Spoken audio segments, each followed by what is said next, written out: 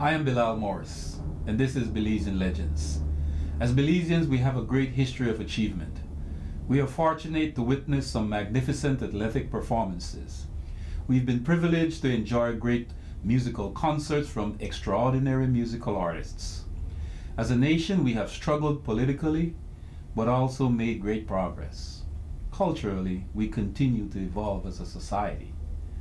Where were you when some of these incredible moments occurred?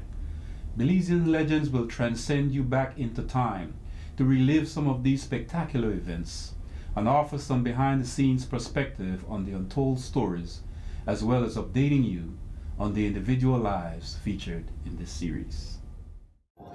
Today we're speaking with the legendary pitcher, and I have to emphasize that very seriously, the legendary pitcher Margaret Usher, who has been seen as Belize's best pitcher throughout the period of 1974 to 1979. But first of all, I want to ask you, how did you really start your softball career? At what age? And how did you get into softball, please? I grew up in the village of Grace Rock. And I started when I was about 14 years old, playing for the Grace Rock team. And from there, I went to St. Hilda's College. I played on their team, and Brenda Johnson and Mr. Welch used to coach St. Hilda's, and they invited me to play for Milford's, and that's where I started my senior softball. The best players appear to have come from out of the villages. Yes. Direct out of Doublehead Cabbage, you out of Gracie Rock. What were some of the teams that you played with in the intercity competitions? Because you know there were great intercity competitions coming in from Rogers Stadium and at MCC grounds, Guinness and Milk Pro and all those teams. Tell us, give us your sports life like playing with those teams. Well, I played against Pelican, which was called Gill team, and he's the guy that made me into a pitcher. And Guinness, at that time that was Babu, that was his team, and Salashley with Berger. Yes. And in the beginning, the highlight was our team against Guinness. Then it becomes a rivalry between Berger and our team. It was always very close games, but it was fun. And the best time for me was playing the close games. I think that was when the best in me come out in close games. When did you really identify that you had that pitching talent? But where did you develop that pitching talent? I didn't think I was a pitcher because I started out in left field. I used to play left field. And all of a sudden, at some point, Mr. Gill said, "You're going to be my pitcher." So he started training me. And there were times when I go to practice every day. I hardly ever miss practices because I don't like playing on the bench. I always want to be out there. So I work hard. Yes. I practice hard. Yes. And there were times when I throw batting practice all evening, never get a chance to hit. I never complain. And I keep going back because I want to be on that first nine. I hated sitting on the bench. You wanted to be a player in the game. Yes. You wanted to be a participant. And who actually identified that you had the pitching skill that you had and that you were able to take the teams to victory throughout those inter-district? Mr. Gill, he's the one that he saw me because when I played for St. Hilda's College, I used to play all around. Yes. I would go shortstop, second base, pitching, and he saw me trying to pitch, so he decided she could be a good pitcher. Yes. But I worked really hard. Very much. I want to go straight into the 1979 Pan American Games where the Belize national selection beat the greatest softball team in the world, the United States.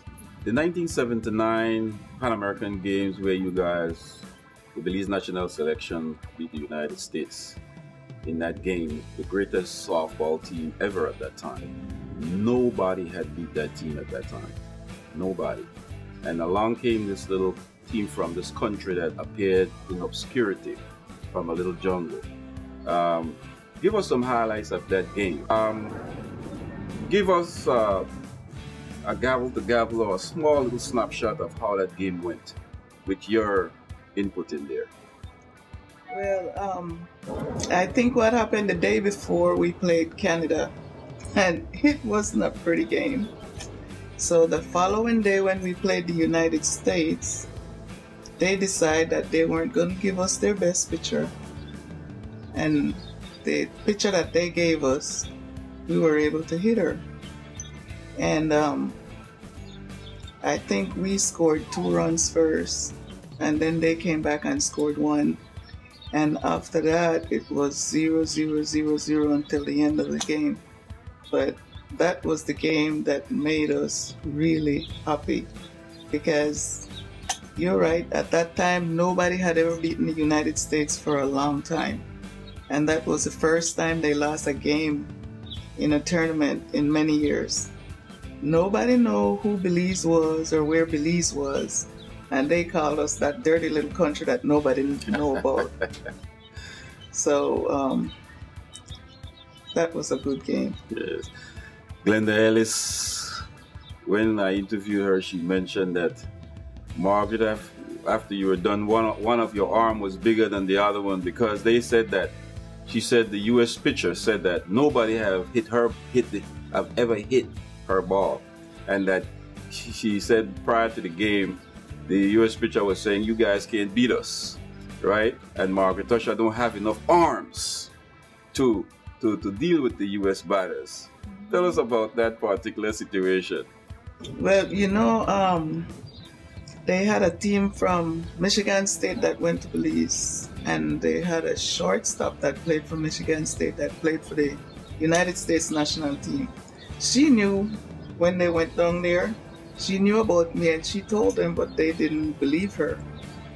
And I did strike out quite a few of them. And Mr. Lashley, he was the guy in that game. What gave you that kind of passion to go against the Goliath of softball at that time? Where you got that passion from to pitch at that level? You know, like I said, I did not want to play on the bench. I wasn't thinking about being the best, yes, or the greatest. I just want to play, and yes, I put everything into what I do, especially when it comes to softball. Yes. And for many years, I was the only pitcher on our city team. I pitched all the games. And right before we went to Puerto Rico, we went to Mexico for a juvenile tournament that we won. We lost 1 game in that whole tournament. And a week later, we went to Puerto Rico, and I pitched more than 75% all those games. Wow. So you had a lot of practice in participating in international competitions and going against some of the top teams in the entire world, which had helped you to develop that skill. The 1974 team that went to the Central American Caribbean Games, at the time you had your Iceland Heats and your Consuelo Doodles. They were going out while you guys were coming in, you, Glenda Ellis, and so on, right? How much did the pitchers, were you studying, or did they have an influence of you, like the Consuelo Doodles and the Iceland Heats? How much did Consuelo and Iceland Heat had on you as this young coming-in pitcher that was going to be a star in the whole game at that time? You know, I never see her play. Wow. I never seen Consuelo. I hear about Consuelo and Iceland Heat. I never saw them play, because at the time they were playing, I was still a kid growing up in Rockville, and I used to listen to the Belize games on the radio, and I sat there. Yes. I just wanted to play, and I practiced hard because I want to be out there. Okay, very much so. That's very interesting in that, you know, we were able to maintain in Belize softball from 1969 to 1979 a consistent level of players that came back to back and pitchers that came back to back with you rising as the greatest in terms of, according to a lot of the sports enthusiasts and coaches. What made you guys develop that? That's to be almost a 20-year period of softball greatness. We didn't have television. It was all radio. We didn't have no fancy ball mounds and fields. It was the MCC and Rogers Stadium. What is it that you guys had put into your games to make you kept such a long history of softball with such skill and such great players? What went into the game?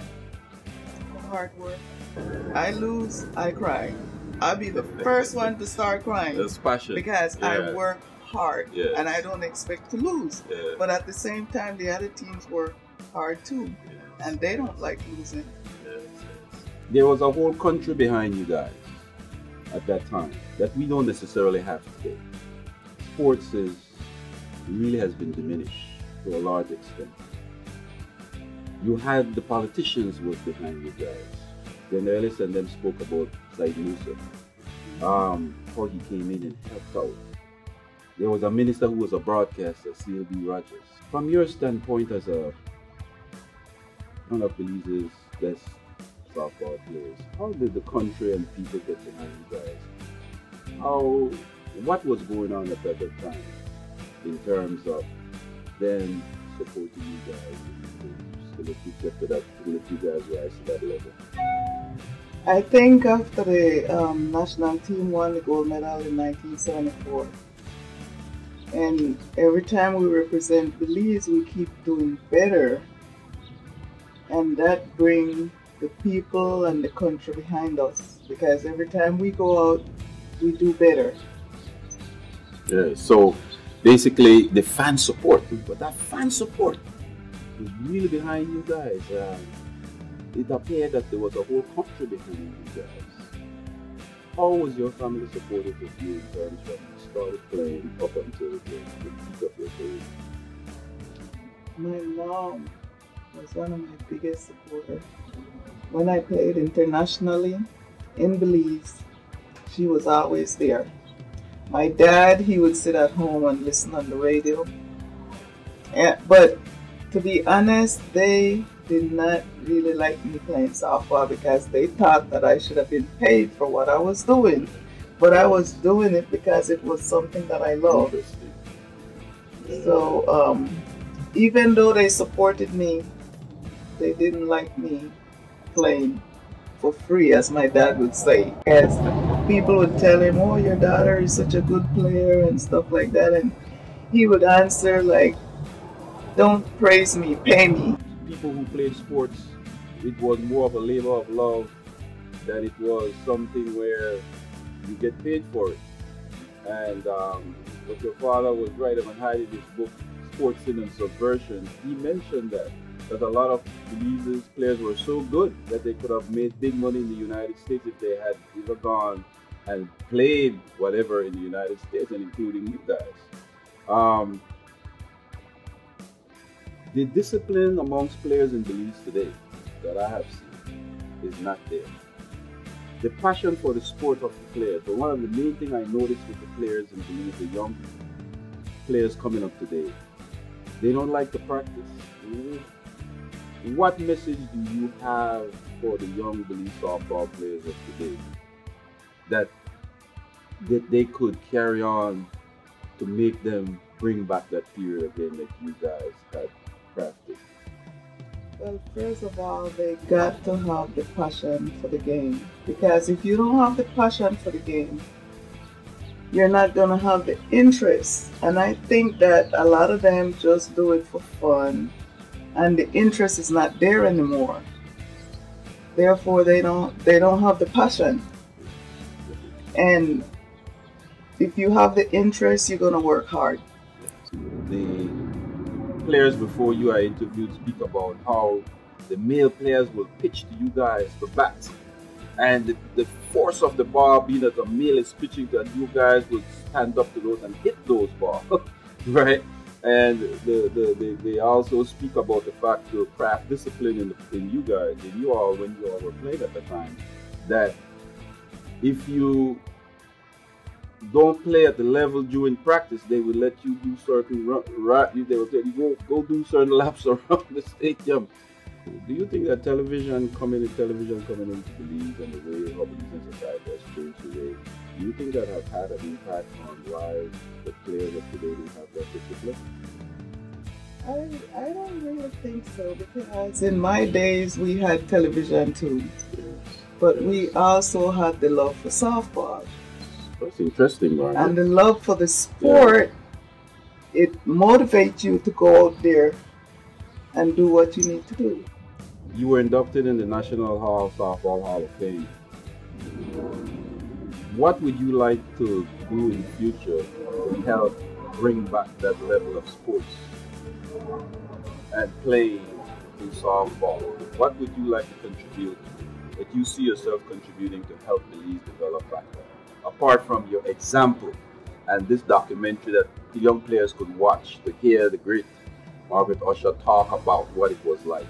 What else would you like to do to contribute to the development of softball again, to bring us maybe hopefully back to that period that you guys were? Well, first of all, I think they got to go back to the beginning. Start from the bottom up and set high standards, good examples for the young kids that are coming out. And that way it will help the kids. And by looking at what softball used to be and what softball is now, the kids coming up will know that the way it is now is not the way that it should be or it's supposed to be. Yes. I see Dorothy Martinez is involved with cricket.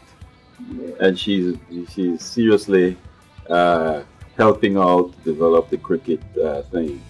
But your words today, Margaret, will definitely go a long way in helping the young players of today, because you have spoken.